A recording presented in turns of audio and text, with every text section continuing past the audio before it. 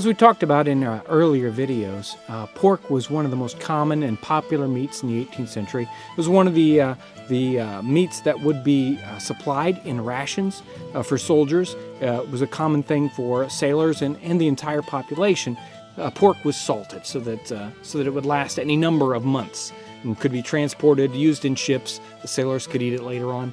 Today we're going to show you a method for salting and preserving your pork in an 18th century manner.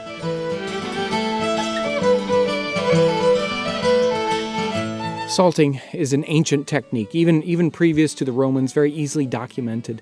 There are a couple different variations of salting. Sometimes they would just pack their meat in salt water or a brine. Sometimes they'd hard pack it with lots of salt. And then there's even adding saltpeter to it for a more deeper preservation technique that might last a little bit longer but didn't taste as well. Today we're going to prepare our salt pork in this 2-gallon oak keg. This one is a well bucket keg that we sell at James Townsend & Son. This doesn't have the holes drilled in it. You can ask for a keg like that if you want to do a similar project. This one has been touched up on the inside. We took a torch and melted out the excess wax here at the top, and we also prepared a little wooden lid that will press down on the pork, keep it inside the brine solution. Before we get started packing our meat, we need a hot brine solution prepared. There's a common misconception that salt pork is easy to come by these days. You'll find something in a modern grocery store that's called salt pork, but in reality it's nothing like what was known as salt pork in the 18th century. This is just a cured but unsmoked pork belly product, but it isn't actually prepared in a manner that 18th century salt pork was. So rather than use a pork belly, we're going to use a pork shoulder, or this is a picnic. I've got our pork already cut up into about 1 pound size pieces. We got to have it so we can put it in layers so the salt can get into it. So we got 1 pound pieces here.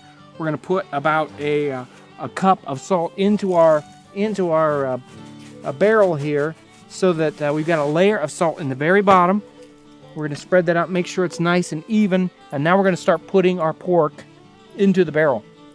We've got rind pieces on this. These rinds we want to make sure are toward the bottom or toward the outside edges with the meat parts on the inside.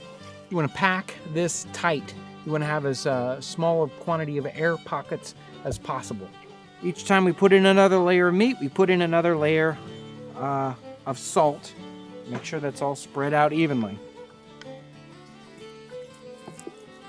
It's tightly packed, and we add more salt. You can't add too much salt, so don't worry about getting too much salt in this. Better to have too much than too little.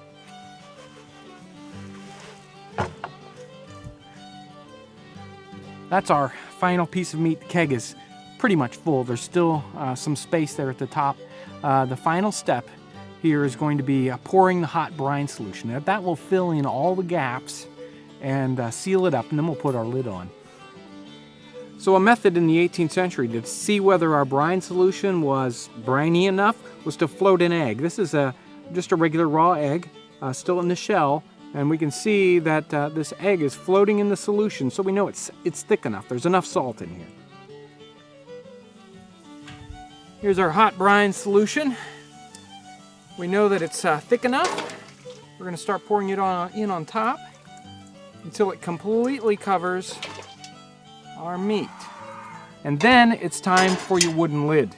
We're going to float that up on top. And then finally, to make sure that this lid presses down on top of the meat, we're going to place a weight on top.